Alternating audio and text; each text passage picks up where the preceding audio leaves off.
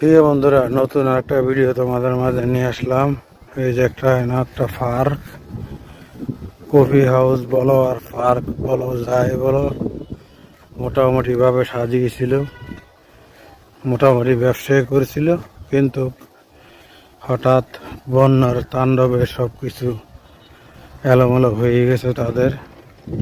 কেননা নদীর পাশে প্রচুর মানুষ এখানে ঘুরতে আসে ফ্যামিলি নিয়ে। দেখতে পাচ্ছ, অনেক সুন্দর একটি পার্ক ছিল, কফি হাউস বলো, অনেক সুন্দর একটি জায়গায়। দেখো বন্যা স্মৃতি, দেখতে পাচ্ছ বন্যা স্মৃতি কিভাবে লেগে আছে। অনেক সুন্দর দোলনা, অনেক সুন্দর একটি পরিবেশ